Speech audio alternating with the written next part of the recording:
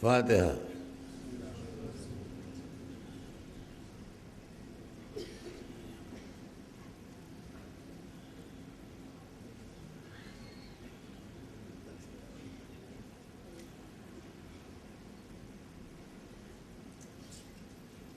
اعوذ باللہ السمیع العلیم من الشیطان اللعین الرجیم، بسم اللہ الرحمن الرحیم، الحمد للہ رب العالمین، والصلاة والسلام علی سیدنا و شفیعنا ابی القاسم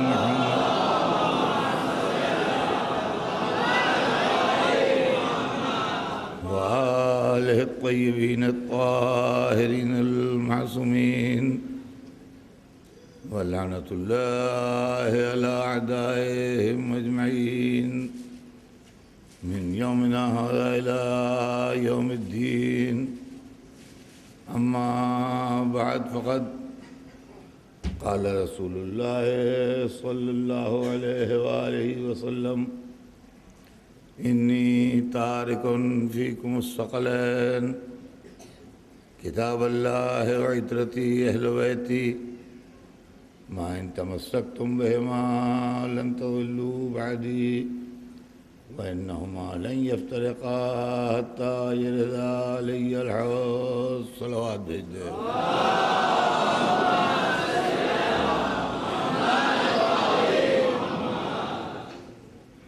ارشاد اقدس جناب رسول خدا ہے کہ اے مسلمانوں، میں تمہارے درمیان دو بڑی گرہ قدر چیزیں، بڑی اہم، بڑی امپارٹنٹ چیزیں چھوڑ کے جا رہا ہوں۔ ایک اللہ کی کتاب ہے، ایک میری عطرت ہے، اہل بیت ہے۔ جب تک تم ان دونوں سے متمسک نہ ہوگے، جب تک ان سے متمسک رہو گے، ان کے ساتھ رہو گے، ان کا دامن ہاتھ میں رکھو گے، میرے بعد ہرگز ہرگز گمراہ نہیں ہوگے۔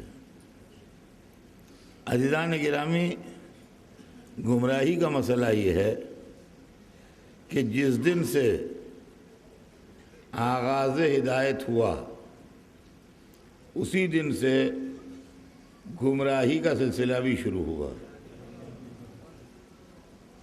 اس کی دونوں کی تاریخ سیم ہے۔ آغاز ہدایت ہوا حضرت آدم کے وقت سے، جب جناب آدم کا پتلا بنایا گیا تو آغاز ہدایت ہوا، اور پروردگار کی آواز گونجی ملائکہ کے درمیان کہ وَإِذَا سَوَّيْتُهُ وَنَفَخْتُ فِيهِ مِنْ رُوحِي فَقَعُوا لَهُ سَاجِدِينَ، جب میں اس کو درست کر لوں اور اس میں اپنی روح پھونک لوں تو تم اس کو سجدہ کرنا۔ یہ حکم خدا تھا کہ تم اس پیکر کو سجدہ کرنا۔ کس کو حکم دیا گیا؟ ملائکہ کو۔ کس کے سجدہ کرنے کا حکم دیا گیا؟ پیکر آدم کے۔ معلوم یہ ہوا کہ سجدہ تعظیمی بھی ہوتا ہے۔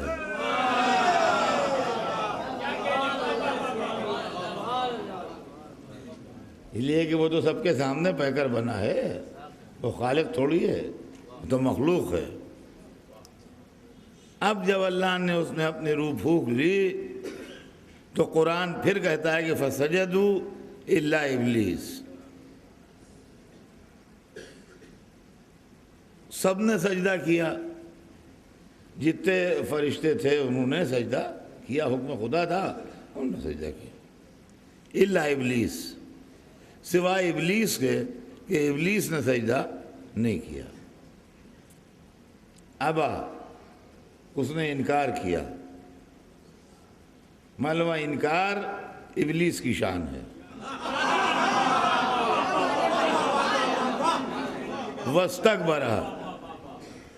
وَاسْتَكْبَرَ، اور اس نے تکبر کیا۔ تکبر کرنا کیا سمجھتے ہیں؟ اپنے کو بڑا سمجھنا۔ اس کا مطلب یہ ہے کہ اپنے کو بڑا سمجھنا اور اونچا سمجھنا، یہ بھی ابلیس کے مزاج میں سے ایک بات ہے۔ ابا، اس نے انکار کیا، واستکبرا، اور اس نے اپنے کو بڑا سمجھا، وکان من الکافرین، اور وہ تو کافروں میں سے تھا۔ معلوم ہوا کہ خدا کو سجدہ کر کے بھی لوگ کافر ہوتے ہیں۔ صلوات بھیجتے ہیں محمد۔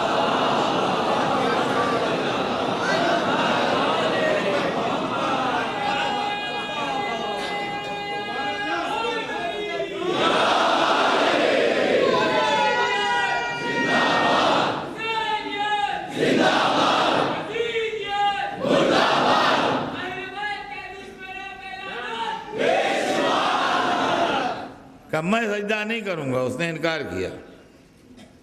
اور جب اللہ نے اس سے پوچھا کہ تو نے سجدہ کیوں نہیں کیا، کہا انا خیر منہ، میں اس سے بہتر ہوں، خلقتنی من نار وخلقتہ من طین، تو نے مجھے آگ سے بنایا ہے۔ دیکھیے ایک بات سمجھیے کیا ہے، یہ سب قرآن ہے جو میں پڑھ رہا ہوں۔ خلقتنی من نار، تو نے مجھے آگ سے خلق کیا ہے، تو نے مجھے خلق کیا ہے، اس کا مطلب اللہ کو خالق مان رہا ہے اپنا۔ خلقتنی، تو نے مجھے خلق کیا ہے، عربی میں کسی سے پوچھ لیجیے جا کے، خلقتنی من نار، تو نے مجھے خلق کیا ہے آگ سے، وخلقتہ من طین، اور اس کو مٹی سے خلق کیا ہے۔ یعنی اللہ کو اپنا بھی خالق مان رہا ہے اور آدم کا بھی خالق مان رہا ہے، مگر سجدہ نہیں کر رہا ہے۔ اب جب سجدہ نہیں کر رہا ہے تو مزاج مشیت برہم ہوا، کہا کہ اخرج انک رجیم، نکل جا، تو مردود ہو گیا۔ جیسے کوئی اپنے ملازم کو، اپنے نوکر کو، اپنے خادم کو نکال دے، نکل بھاگ، گیٹ آؤٹ، یہ معاملہ ہوا۔ تو اس نے کہا انظرنی الی یوم یبعثون، مجھے قیامت تک کی مہلت دے دے۔ اس کا مطلب قیامت کا بھی قائل ہے۔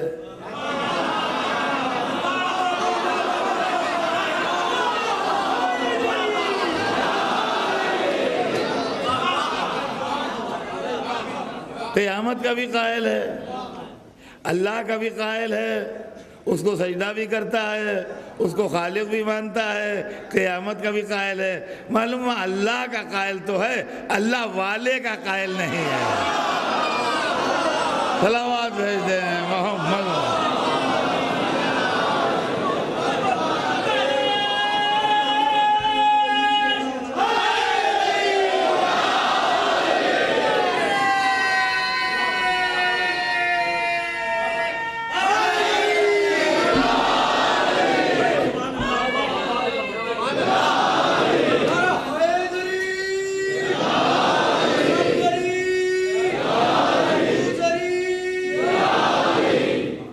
یہاں سے حق و باطل کی ٹسل شروع ہوئی،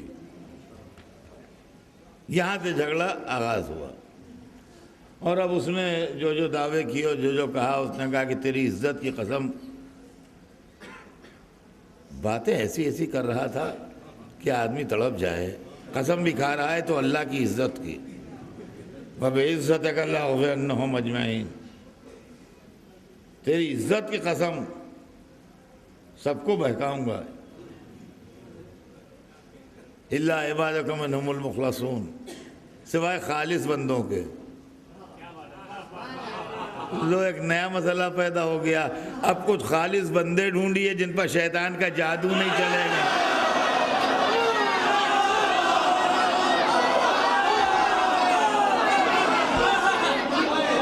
کیا کرنا؟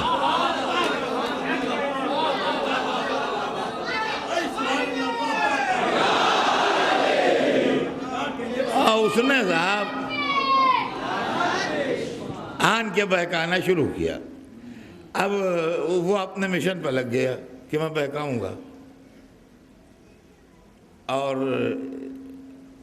پیغمبر اپنے مشن پہ لگ گئے کہ ہم ہدایت کریں گے۔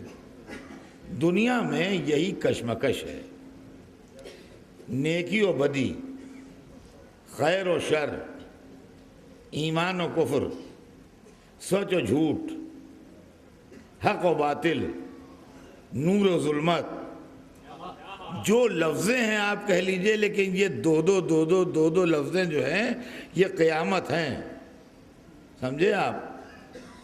یہ اسی کے اوپر نظام چل رہا ہے، جیسے ریل کی 2 پٹریوں پر گاڑی چلتی ہے، ریل پر ٹرین چلتی ہے، سمجھے آپ؟ تو اس طریقے سے یہ معاملہ چل رہا ہے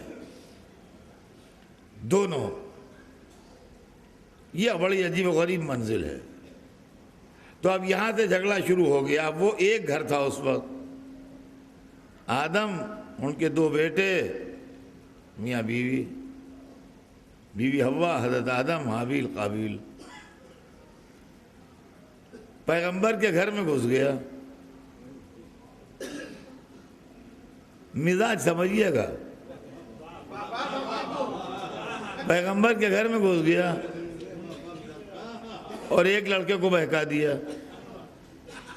اب جو ایک لڑکے کو بہکا دیا، آپ یہ نہیں کہہ سکتے کہ اس کو سوسائٹی خراب ہو گئی، سوسائٹی تھی ہی نہیں، صحبت خراب ہو گئی، لوگ تھے ہی نہیں، پولیٹیکل معاملہ تھا، سیاست تھی ہی نہیں، دنیا میں دولت کا معاملہ تھا، دولت پراپرٹی کا جھگڑا تھا ہی نہیں، کچھ بھی نہیں تھا۔ ٹوٹل دنیا کی آبادی ایک فیملی پر، جس میں 4 آدمی، 2 بھائی، ایک میاں، ماں، ایک باپ، اس میں سے بھی اس نے ایک کو اپنے مطلب کا نکال لیا، اس میں سے بھی اس نے ایک کو اپنے مطلب کا نکال لیا۔ اس کا مطلب یہ کوئی گھر بھی محفوظ نہیں ہے۔ اللہ سے ڈرتے رہیے اور اہدنا الصراط المستقیم کہتے رہیے، سمجھے آپ؟ یہ معاملہ ہے۔ تو کوئی گھر محفوظ نہیں، اس نے اپنے مطلب کا ایک نکال لیا اور ایک نے دوسرے کو قتل کر دیا۔ قابیل نے حابیل کو قتل کر دیا، ایک بھائی نے دوسرے بھائی کو مار ڈالا۔ اور آج تک دنیا میں پہلا خون ہے جو ہوا، بے گناہ انسان جو پہلا قتل ہوا زمین پر، اس کا نام حابیل ہے، اور پہلا قاتل جو تھا اس زمین کے اوپر، اس کا نام قابیل ہے، سمجھے آپ؟ یہ ہے معاملہ۔ اب یہ پہلا قتل بھی آج تک لوگوں نے معاف نہیں کیا، حالانکہ عام طور سے پہلا جرم معاف کر دیتے ہیں۔ لوگ اکثر کہتے ہیں اگر خدا یزید کو معاف کر دے تو کیا اعتراض ہے؟ پہلے قابیل کو تو معاف کروائیے۔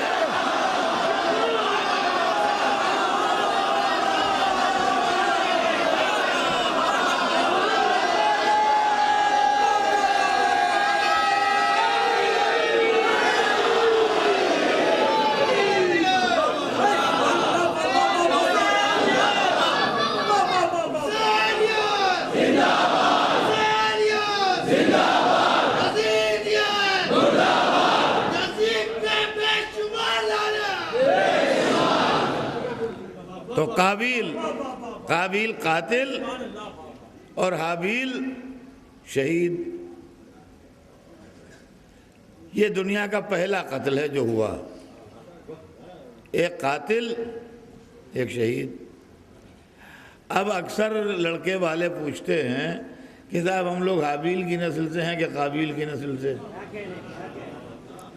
تو دیکھیے، ایک تو ہے اس کا صحیح جواب۔ صحیح جواب پہلے سن لیجئے۔ صحیح جواب اس کا جو تاریخی اور علمی ہے وہ یہ ہے کہ ہم نہ حابیل کی نسل سے ہیں نہ قابیل کی نسل سے ہیں، نہ حابیل کی نسل چلی اور نہ قابیل کی نسل چلی۔ حضرت آدم کو اللہ نے اور بیٹے دیے تھے، ہم لوگ جو ہیں وہ اور بیٹوں کی اولادوں سے ہیں، نہ ہمارا تعلق حابیل سے ہے اور نہ ہمارا تعلق قابیل سے ہے۔ یہ تو اس کا صحیح اور علمی اور تحقیقی جواب ہے۔ ٹھیک جواب تو یہ ہے، لیکن اگر یہی ضد ہے کہ حابیل کی نسل سے ہیں کہ قابیل کی، تو جو شہیدوں کا ساتھ دے وہ حابیل کی نسل سے۔ صلوات بھیج دیں محمد۔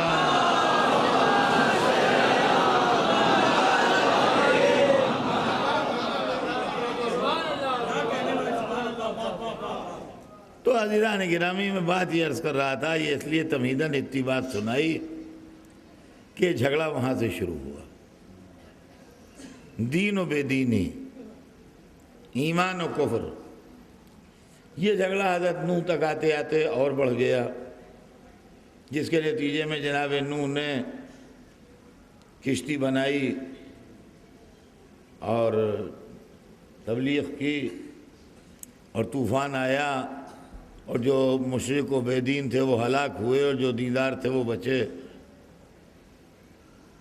پھر یہ سلسلہ اور آگے بڑھا تو گمراہی پھر پھیلی، اب کی ان لوگوں کی نسل میں پھیلی کہ جو حضرت نوح کی کشتی پر سوار تھے، مطلب باپ اچھے تھے، بزرگ اچھے تھے، جو کشتی نوح پر سوار ہو کے بچے تھے، جب ان کی نسلیں چلیں تو پھر بگاڑ پیدا ہوا، یہاں تک کہ جناب ابراہیم کے زمانے میں نمرود جیسا دشمن خدا اور کفار پیدا ہو گئے۔ خیر جناب ابراہیم نے ان کا مقابلہ کیا، ان کو زیر کیا، حق و باطل میں فرق کیا، سلسلہ آگے بڑھ گیا۔ جناب موسیٰ کا زمانہ آ گیا، جناب موسیٰ کے زمانے میں پورا فرعون کا معاملہ سب قرآن میں لکھا ہوا ہے، ہر ایک کو معلوم ہے، ایسی کوئی بات نہیں جو کسی کو معلوم نہ ہو کہ فرعون برسر اقتدار تھا مصر میں، اور بنی اسرائیل پر ظلم کرتا تھا، ان کے لڑکوں کو قتل کرتا تھا، ان کی لڑکیوں کو زندہ چھوڑ دیتا تھا خدمتگاری کے لیے، اور 60,000 بچے، 60,000 بچے بنی اسرائیل کے فرعون نے قتل کروائے پیدا ہوتے ہی، بے گناہ، اس ڈر میں کہ کہیں یہ موسیٰ نہ ہو۔ اس کو اس کے نجومیوں نے، جو اس کے ایسٹرولوجسٹ تھے، انہوں نے خبر دی تھی کہ ایک لڑکا ایسا پیدا ہوگا بنی اسرائیل میں جو تیری خدائی کا چراغ بجھا دے گا اور تجھے ختم کر کے فنا کر دے گا۔ تو اس نے عورتیں لگا دی تھیں جو بنی اسرائیل کے گھروں میں جاتی تھیں اور اس بات کی نگرانی رکھتی تھیں کہ کون عورت کے ہاں ولادت ہونے والی ہے، اور وہ عورتیں جو تھیں وہ نگرانی رکھتی تھیں، یہاں تک کہ جب ولادت ہوتی تھی تو اگر بیٹی ہوتی تھی تو رپورٹ لگا دیتی تھیں کہ بیٹی ہوئی ہے، تو کوئی ان سے نہیں بولتا تھا، لیکن اگر یہ رپورٹ آتی تھی کہ بیٹا ہوا ہے تو فوراً سرکاری آدمی اس کو لے جاتے تھے اور لے جا کے اس کو قتل کر دیتے تھے لڑکے کو۔ اس طریقے سے 60,000 تفسیر میں ہے کہ 60,000 آدمی جو تھے، بچے پیدا ہوئے، بیچارے معصوم بچے، یہ مارے گئے۔ اور تعجب ہے کہ اللہ کو جلال نہیں آیا، غضب خدا حرکت میں نہیں آیا۔ معبود راز کیا ہے؟ ممکن ہے جواب دے کہ معصوم کی جان کی قیمت بتا رہا ہوں۔ ایک موسیٰ پر 60,000 قربان ہو گئے، یہ ہے موسیٰ کی قیمت۔ تو جب موسیٰ کی یہ قیمت ہے تو محمد و آل محمد کی کیا قیمت؟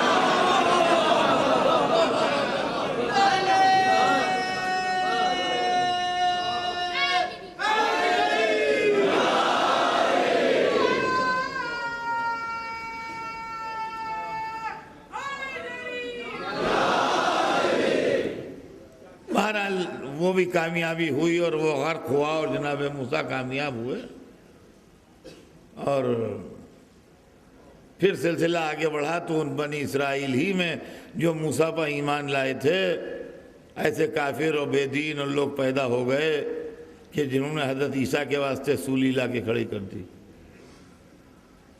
یہ اور بات ہے کہ اللہ نے ان کو آسمان پر بلند کر لیا اور وہ ان کو سولی دینے پر قادر نہ ہوئے، لیکن انہوں نے تو اپنی جیسی کر لی تھی۔ میں نے آپ کو یہ اس لیے سنایا قصہ اتنا لمبا، تاریخ ہدایت، کہ آپ کو یہ اندازہ ہو جائے کہ ایک نبی کے بعد جب دوسرا نبی آیا تو بیچ میں جو وقفہ ملا اس میں لوگ گمراہ ہو گئے۔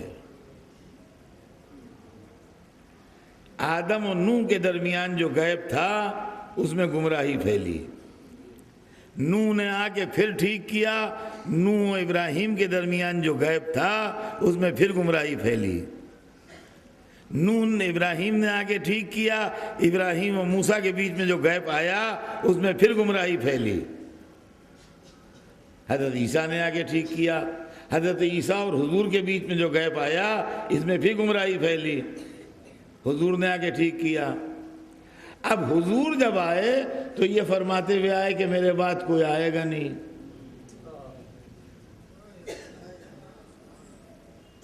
دیکھیے اس کے پہلے جو آئے تھے وہ اپنے بعد آنے والے کی خبر دیتے رہے تھے، حضور آئے تو کہنے لگے میرے بعد کوئی آئے گا نہیں۔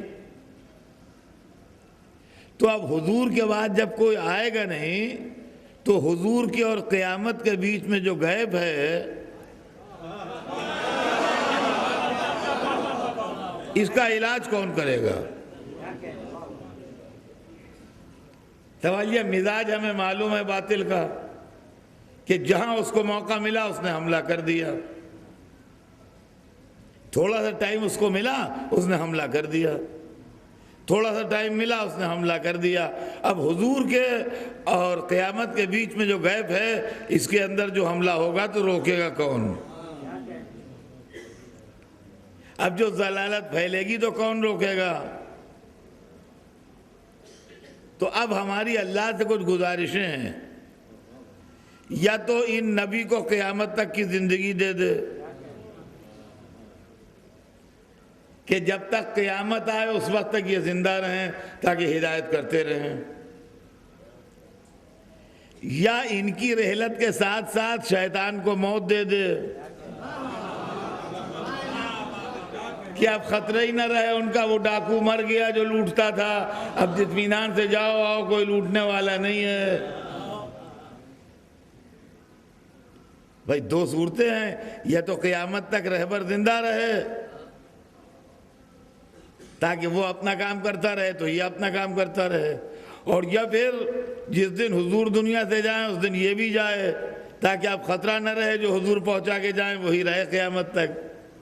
نہ ہماری یہ درخواست منظور ہوئی نہ وہ منظور ہوئی، تو اب اگر ہم گمراہ ہو جائیں تو ذمہ داری کس پہ ہے؟ اسی ذمہ داری کا جواب دینے کے لیے حضور نے یہ حدیث فرمائی تھی جو میں نے پڑھی ہے،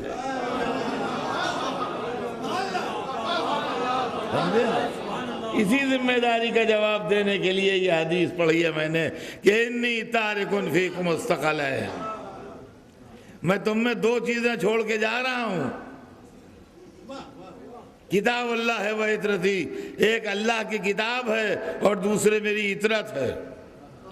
اللہ کی کتاب بھی ادھر سے آئی، عطرت بھی ادھر سے آئی، اللہ کی کتاب بھی اس نے بھیجی، عطرت بھی اس نے بھیجی، اللہ کی کتاب بھی غلطیوں سے پاک ہے، عطرت بھی غلطیوں سے پاک ہے، اللہ کی کتاب بھی نور ہے، عطرت بھی نور ہے۔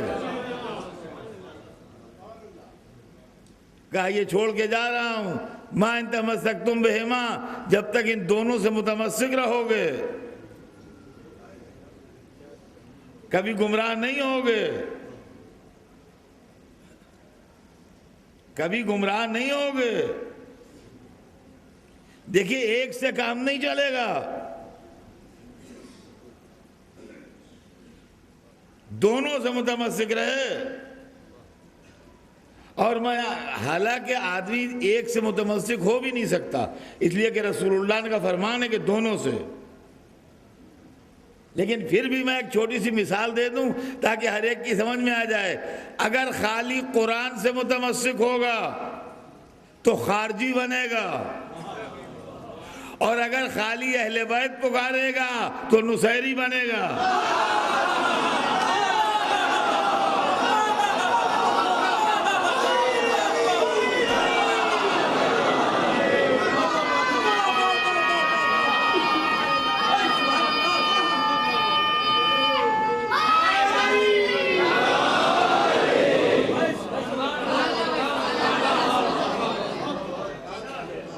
سمجھے آپ؟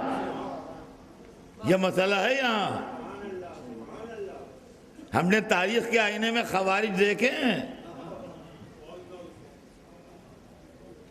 داڑھیاں بڑھی ہوئی، ماتھوں پہ گھٹے، گلے میں قرآن لٹکے ہوئے، اور بات بات میں قرآن پڑھ رہے ہیں، اور قرآن پڑھتے پڑھتے اتنا پڑھ لیا کہ علی کو دین سے خارج کہنے لگے،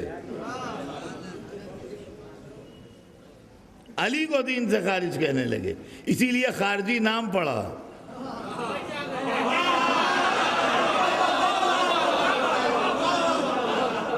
یہ خوارج جو تاریخ کے اندر ہیں، یہ اسی لیے خوارج کہلائے کہ انہوں نے نعرہ دیا تھا کہ علی اسلام سے خارج ہیں، اور جب جنگ نہروان میں یہ آئے ہیں مولا علی کے سامنے تو آپ کے اصحاب نے سمجھایا، اور جب اصحاب کی سمجھائے سے نہ سمجھے تو مولا علی نے خود سمجھایا۔ اب آپ سمجھ لیجئے کہ ایک گروہ وہ ہے کہ جو بہت سمجھانے کے بعد بھی نہیں سمجھتا ہے، یہ وہی ہیں جن کے لیے قرآن نے کہا ہے ختم اللہ علی قلوبہم، ہم نے ان کے دلوں پر مہریں لگا دی ہیں۔ اللہ اکبر، علی کسی کو سمجھائیں اور نہ سمجھے، علی کسی کو سمجھائیں اور نہ سمجھے، علی نے سمجھایا، مگر ان کی سمجھ میں نہ آنا تھا، نہ آیا، یہ وہی کہتے رہے جو کہہ رہے تھے، وہی بکتے رہے جو بک رہے تھے۔ تو آخر میں مولا نے اپنے اصحاب سے کہا کہ کاٹ کے ڈال دو ان کو، اب یہ مرض لا علاج ہو گیا، اب دوا نہیں ہو سکتی۔ علی کے ساتھیوں نے تلواریں اٹھائیں اور تلواریں اٹھا کے تلواریں نیچی کر لیں، کہا یا علی وہ تو قرآن پڑھ رہے ہیں۔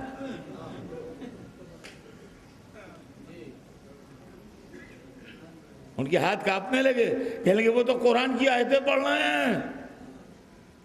خدا کی قسم دنیا میں کوئی ہوتا جواب نہ دیتا سوائے میرے مولا کے۔ وہ علی تھے جنہوں نے جواب دیا، فرمایا قرآن ان کے حلق میں پھنسا ہے، نیچے نہیں اترا ہے۔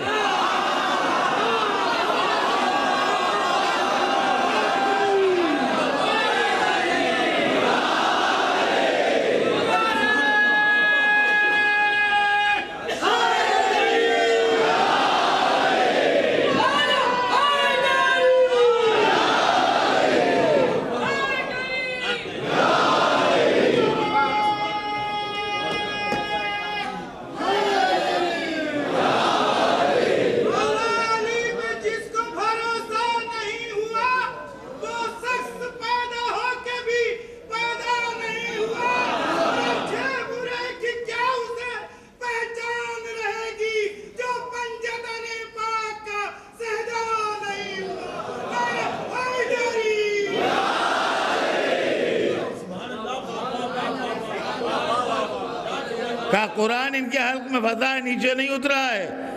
مولا قربان جاؤں آپ کے، آپ نے بتا دیا جب تک خالی حلق میں پھنسا رہتا ہے آدمی سوکھی سوکھی آیتیں پڑھتا ہے، جب دل تک پہنچ جاتا ہے محبت علی بن جاتا ہے۔ صلوات بھیج دیں محمد۔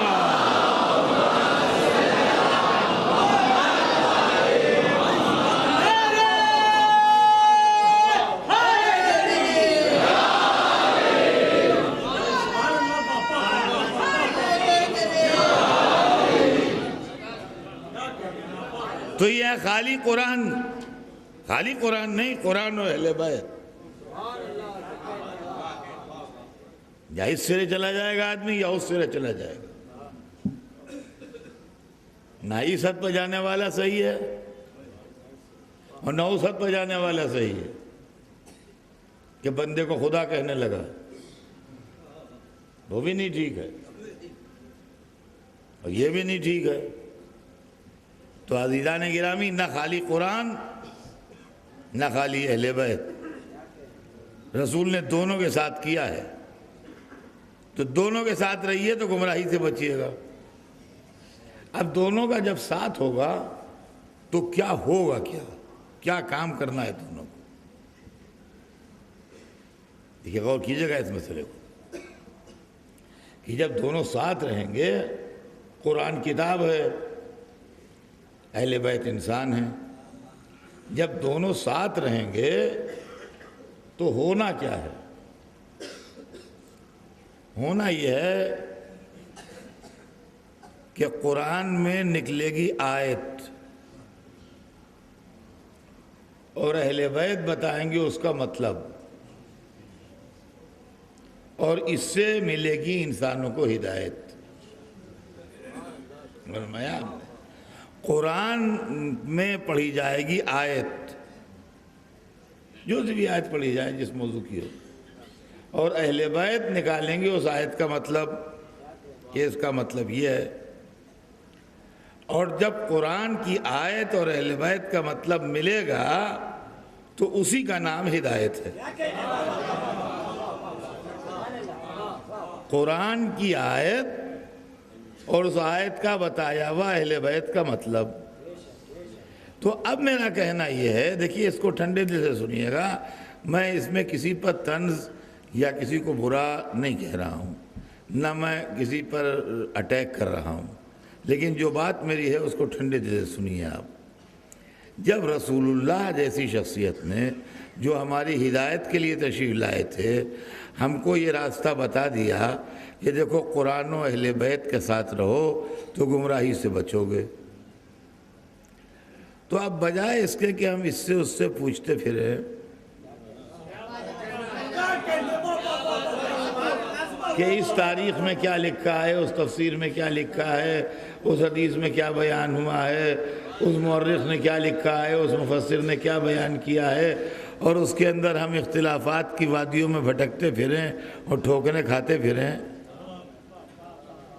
ایک اوریجنل مستحکم کتاب ہمارے پاس ہے جس کا نام ہے قرآن و اہل بیت۔ قرآن بھی کئی نہیں ہیں، جو کہا جائے کون سے قرآن میں دیکھیں، قرآن ایک ہے، اور اہل بیت بھی کئی نہیں ہیں کہ ایک فہرست اہل بیت کی ان کے پاس ہے، ایک ان کے پاس ہے، ایک ان کے پاس ہے، ایک ان کے پاس ہے۔ ہر میں کن کو ہم اہل بیت مانیں؟ نہیں، اہل بیت کی بھی ایک ہی فہرست ہے، اور اس کے لیے دو گواہ ہیں۔ اسلام میں دو گواہ رکھے گئے ہیں نا، تو اس کے لیے دو گواہ ہیں، ایک حدیث قصہ گواہ ہے، ایک میدان مباہلہ گواہ ہے۔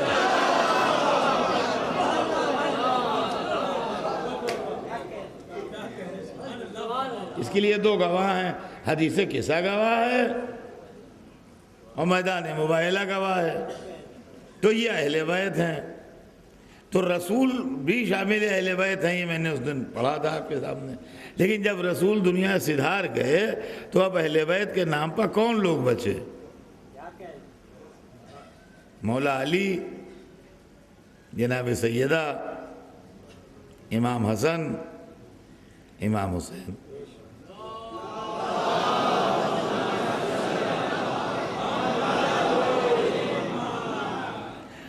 اچھا، یہ نام عالم اسلام میں کانٹروورشل بھی نہیں ہے، دیکھیے اور کیجئے گا، عالم اسلام میں جو نام ہیں ان میں بعض نام کانٹروورشل ہیں، مگر یہ نام اپنی عظمت کے اعتبار سے اور اپنی جلالت کے اعتبار سے کانٹروورشل نہیں ہے۔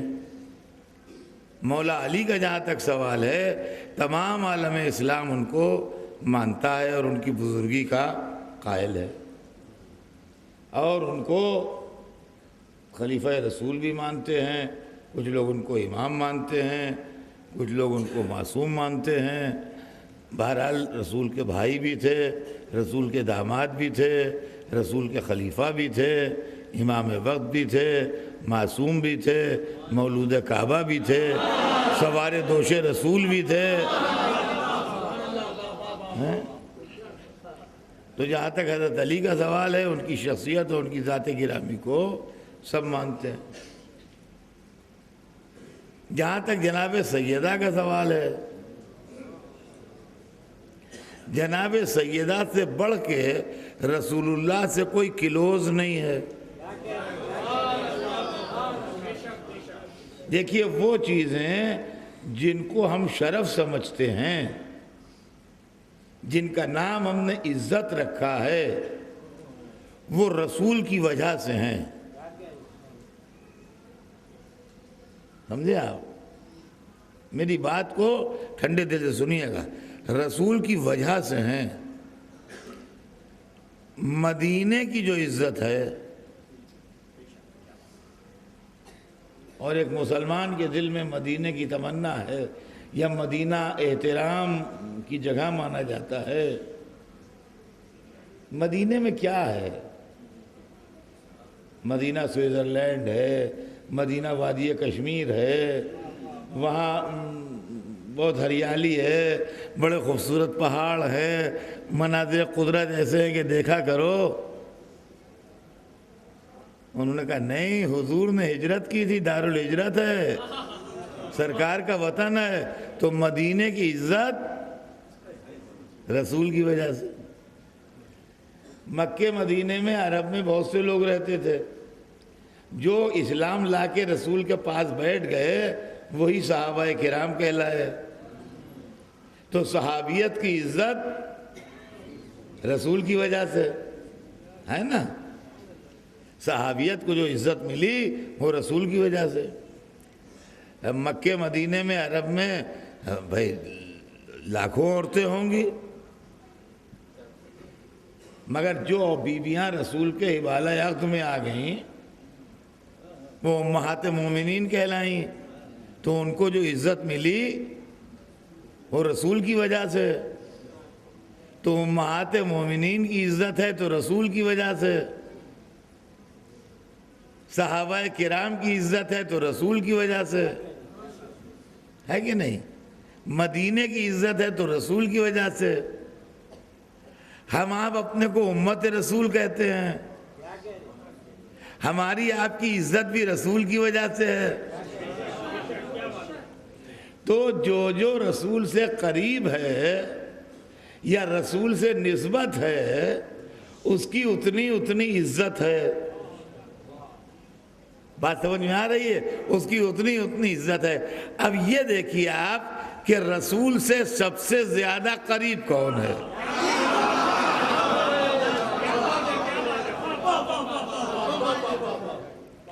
ایک انسان سے سب سے زیادہ قریب اس کی اولاد ہوتی ہے.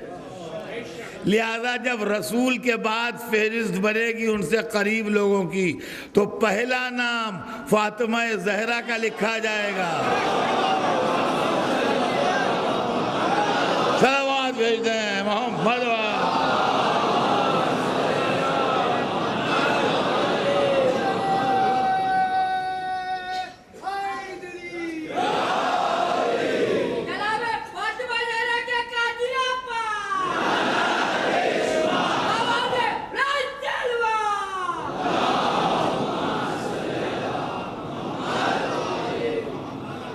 پہلا نام فاطمہ زہرا کا لکھا جائے گا، اس لیے کہ باپ سے متصل اس کی اولاد. داماد کا بھی نام آئے گا مگر بعد میں، نواسوں کا بھی نام آئے گا مگر بعد میں. پہلا نام اولاد کا. تو قریب ترین فرد رسول اللہ سے جو ہیں وہ جناب فاطمہ ہیں صلوات اللہ وسلامہ علیہ. نتیجہ یہ ہوا کہ اس قربت نے عزت اتنی بڑھائی کہ جب باپ کی محفل میں آتی تھی تو تعظیم کے لیے کھڑے ہو جاتے تھے. صلوات بھیجتے ہیں محمد.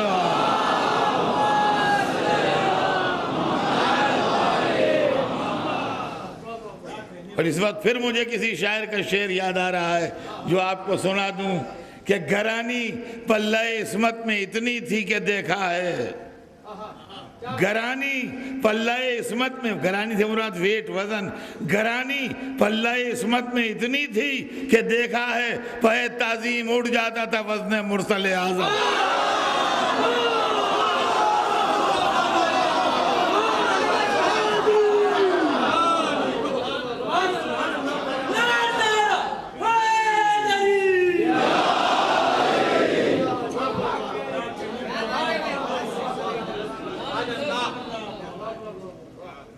اور اب اس کے بعد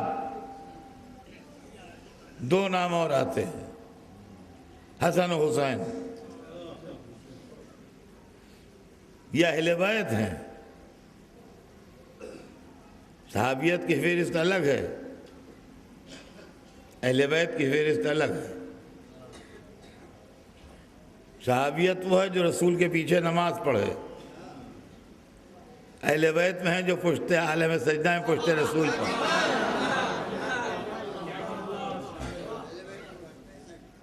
کبھی منبر پہ آئیں تو آغوش رسول میں ہیں، کبھی سجدے میں ہیں تو پشت رسول پہ ہیں، اور پشت رسول پر مرکز بن کے بیٹھ گئے کہ جب تک رخ کعبے کی طرف نہ ہوگا، جب تک نماز قبول نہ ہوگی، جب تک دل میری طرف نہ ہوگا، اسلام قبول نہ ہوگا.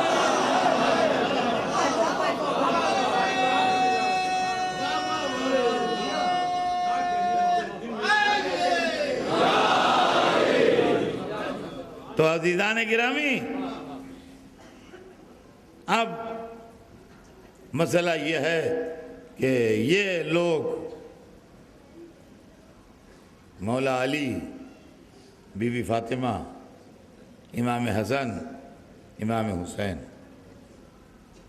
یہ اہل بیت ہیں. اور قرآن سب کے علم میں ہے کہ قرآن ہے. ان کے بتائے ہوئے راستے پر چلنے میں نجات ہے. تو اب بہت سی فقہوں اور بہت سے نظریوں اور بہت سے قولوں کی اسلام میں گنجائشی کہاں ہے؟ اسی در پر آ جاؤ، سارے اختلافات خود بخود ختم ہو جائیں گے، سارے مسئلے خود بخود ختم ہو جائیں گے. اور عزیزان گرامی، یہ اہل بیت وہ ہیں کہ چونکہ ان کا سلسلہ نورانی ہے، لہذا ان میں اختلاف نہیں ہے. ان میں اختلاف نہیں ہے. دنیا نے جو رہبر بنائے، فقہوں میں اختلاف پیدا ہوئے. یہ دنیا جانتی ہے، مجھے اس کو چھیڑنا نہیں ہے، وہ مسئلہ مجھے چھیڑنا نہیں ہے. مگر جے علماء گزرے وہ فقہ بنی. تو فقہوں میں اختلاف ہوئے، لیکن ہمارے پاس 12 امام گزرے، فقہ ایک رہی. فقہ ایک رہی. 12 امام گزرے، فقہ ایک رہی. اس کی وجہ یہ ہے کہ اگر ہم دماغ سے سوچ کے بتائیں گے تو اختلاف ہوگا، لوح محفوظ میں دیکھ کے بتائیں گے تو ایک بات رہے گی. ایک رہا، دو نہیں ہوئے. اور عزیزان گرامی، آج وقت نہیں رہا میرے پاس، میں انشاءاللہ زندگی رہی تو کل عرض کروں گا کہ جب تک یہ دروازہ کھلا رہا اور امامت ظاہر رہی، اس وقت تک ہم نے دین کو اماموں سے سمجھا. ہم بڑی بڑی باتیں کرنے کے قائل نہیں ہیں. ہم ہمیشہ سر جھکا کے زندگی گزارنے کے قائل ہیں، اور ہم کسی پر طنز کرنے کی بھی قائل نہیں. لیکن اسلام کے معاملے میں الحمدللہ ہم سیلف سفیشینٹ ہیں. ہمیں مسئلے پوچھنے کے لیے، معلومات حاصل کرنے کے لیے، واجب و حرام جاننے کے لیے، جائز و ناجائز معلوم کرنے کے لیے کسی ڈہڑی پر جانے کی ضرورت نہیں ہے. ہماری ایک ہی ڈہڑی ہے، اور وہ ہے اہل بیت کی ڈہڑی. وہاں آتے ہوئے ہم نے اوروں کو تو دیکھا ہے، مگر ان کو کہیں جاتے نہیں دیکھا.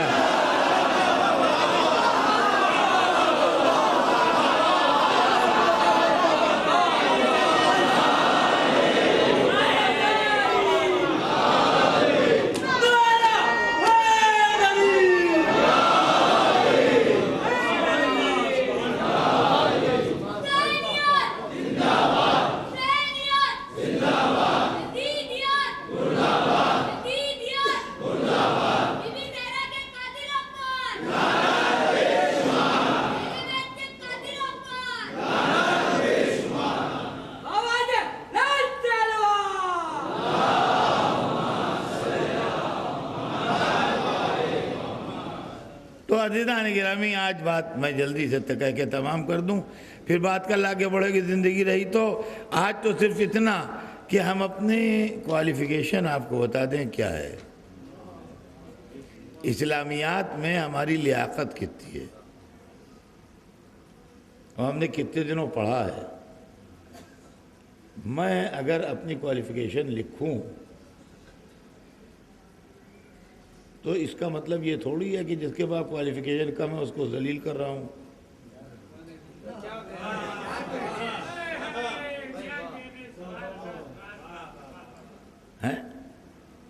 ابھی میں نے اتنا پڑھا ہے، اب کسی نے اگر اتنا نہیں پڑھا تو اس کو میں کیا کروں؟ بہت سے لڑکے میرے ساتھ پڑھتے تھے، کسی نے ابتدائی درجے سے چھوڑ دیا، کسی نے 20 سے چھوڑ دیا، بہت سے آخر تک نہیں پہنچے، تو اس میں میرا کیا قصور ہے؟ بھائی میرا اس میں کون سا قصور ہے؟ میں اپنی کوالیفیکیشن بتا رہا ہوں، کسی دوسرے کی نہیں۔ ہم نے اسلامیات 273 برس 273 ایئرس معصوم کے مدرسے میں پڑھے ہیں۔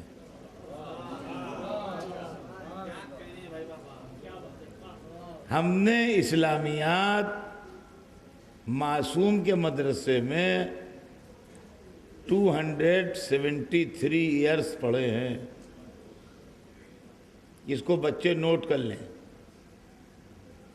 ہماری ملت جو ہے، ہم نے 273 برس 273 ایئرس کی اسٹڈیز ہیں ہماری۔ اس کے بعد 69 ایئرس ہم نے ٹریننگ کی ہے،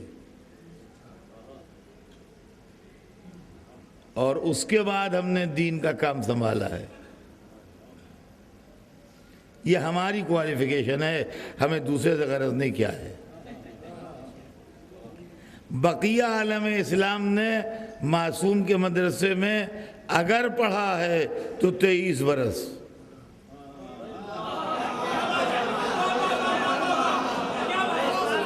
اور اس 23 برس میں ہم آپ کے ساتھ تھے۔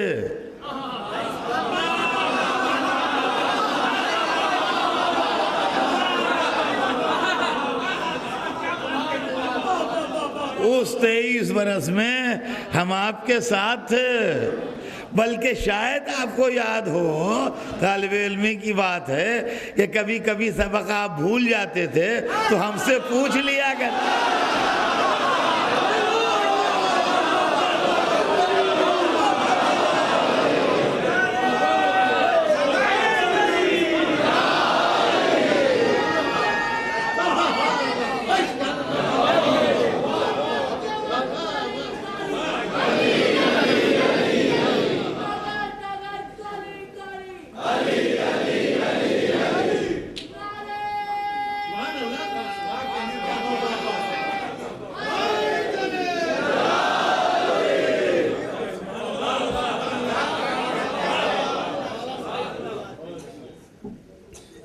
برس کے بعد آپ نے اپنے انڈیپینڈنٹ ہونے کا اعلان کر دیا۔ 250 برس ہم اس کے بعد بھی پڑھتے رہے۔ اب سنیے، یہ کوڈ جو ہے میں ڈی کوڈ کر دوں تاکہ لوگوں کی سمجھ میں آ جائے کہ یہ ہے کیا۔ 23 سال رسول کی تبلیغی زندگی ہے۔ بزم رسول میں ہم سب رہے۔ سن 11 ہجری میں رسول دنیا سے گئے۔ سن 11 ہجری میں مسلمانوں نے اپنے کو انڈیپینڈنٹ ڈکلیئر کیا۔ ہم نے سن 11 ہجری میں علی کی شاگردی شروع کی۔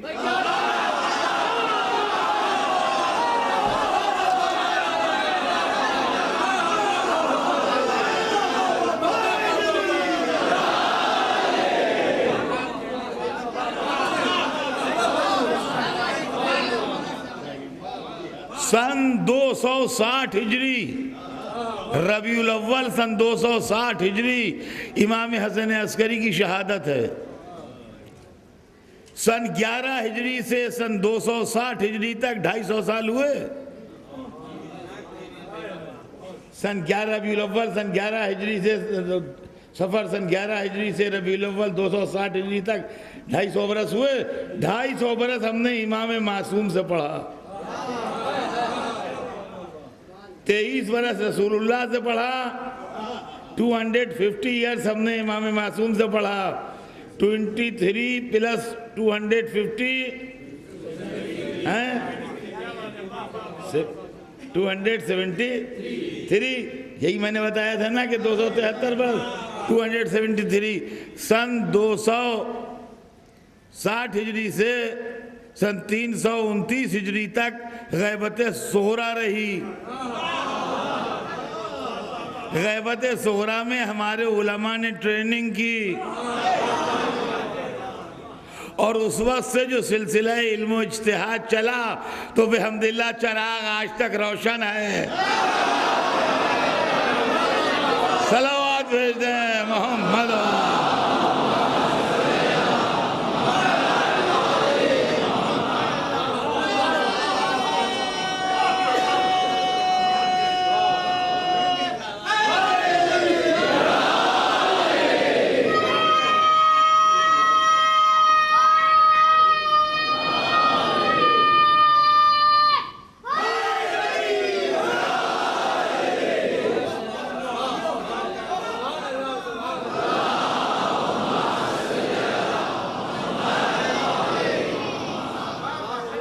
ہمارے پاس الحمدللہ مرجعیت کا سلسلہ شیخ صدوق کے وقت سے چلا وہ آج تک 1 سیکنڈ کے بریک کے بغیر باقی ہے. 1 سیکنڈ کا بریک نہیں ہوا ہے اس کے اندر. سمجھے آپ؟ یہ روشنیاں جو جل رہی ہیں یہاں اور یہ مسجد کا حال روشن ہے یا باہر روشنی ہے. یہ یہاں جنریٹر کوئی نہیں لگا ہے جس سے روشنی بن رہی ہے. الیکٹریسٹی جنریٹ نہیں ہو رہی ہے یہاں. ہوگا کہیں لگا ہوا جنریٹر.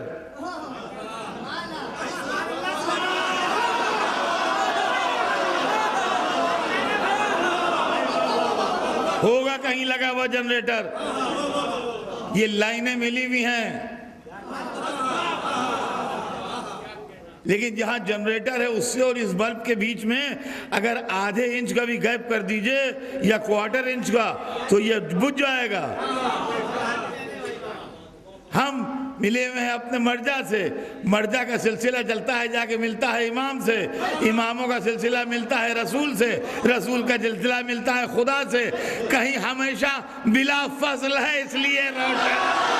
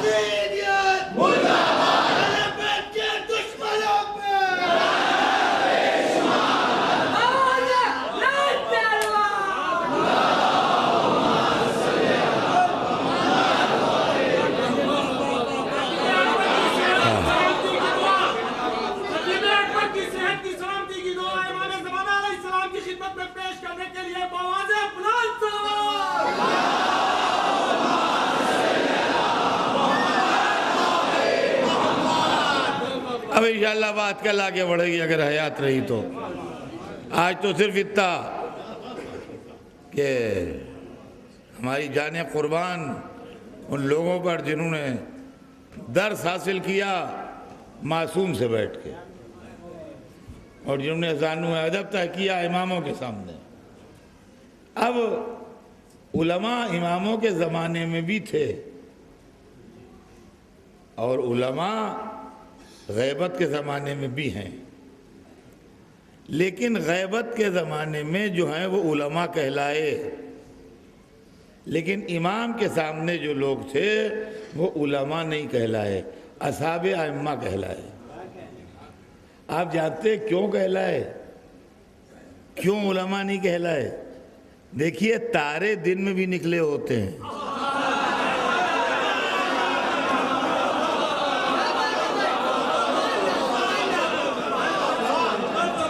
اور تارے رات میں بھی نکلتے ہیں، مگر رات میں سورج غائب ہوتا ہے اس لیے دکھائی دیتے ہیں، اور دن میں سورج کی روشنی کی وجہ سے دکھائی نہیں دیتے۔ ہمارے علماء وہ تارے ہیں امام کے زمانے میں جو دن میں سورج کے ساتھ نکلے۔ چنانچہ آج ایک عالم کا ذکر کر کے بات تمام کروں، اور وہ تھے جناب حبیب ابن مظاہر۔ اللہ اللہ، کیا مرتبہ تھا حبیب کا، اور کیا رتبہ تھا حبیب کا، خدا کی قسم تصور کانپ جائے مرتبے کو سوچ کے کہ امام اپنے قلم سے کسی کو فقیہ لکھیں۔ اللہ اکبر، اس لفظ کی قیمت ساری دنیا مل کے تولے تو نہ تولے۔ امام معصوم، نواسہ رسول، علی و فاطمہ کا بیٹا، وہ کسی کو رجل فقیہ لکھے۔ بچپن کے دوست تھے حبیب، بچپن سے حسین پر فدا تھے، جب سے ہوش سنبھالا، جب سے قربان تھے۔ حسین نے خط لکھا جس کا عنوان یہ تھا کہ یہ خط ہے حسین ابن علی کی طرف سے مرد فقیہ حبیب ابن مظاہر کے نام، اور اس کے بعد لکھا تھا کہ حبیب ہماری قرابت کا رسول اللہ سے تمہیں علم ہے، ہم پر وقت پڑ گیا ہے، مدد کے لیے آؤ۔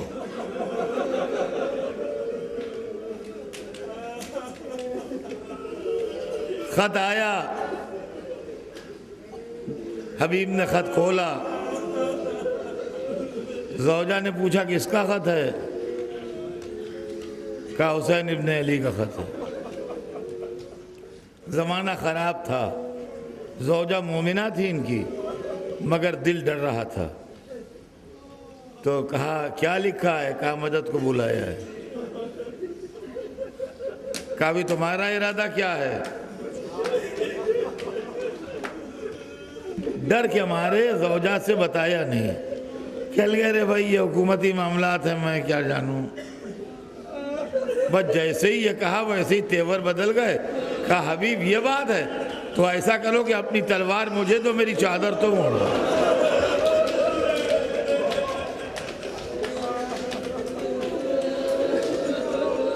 ارے حسین بلا رہے ہیں تم نہیں جا رہے ہو؟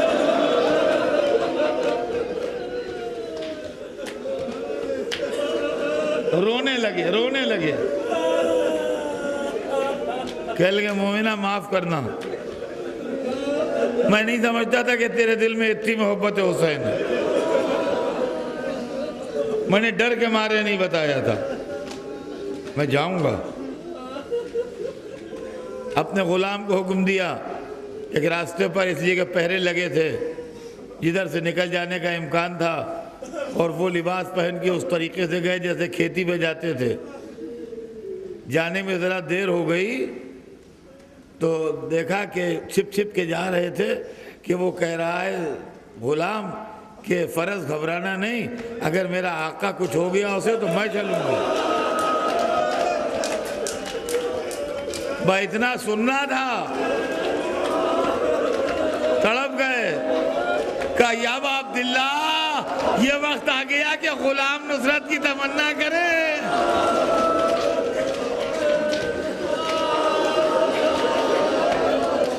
غلام سے کہا جا میں نے تجھے آزاد کیا، اسے آزاد کر دیا، گھوڑے پر بیٹھے چلے۔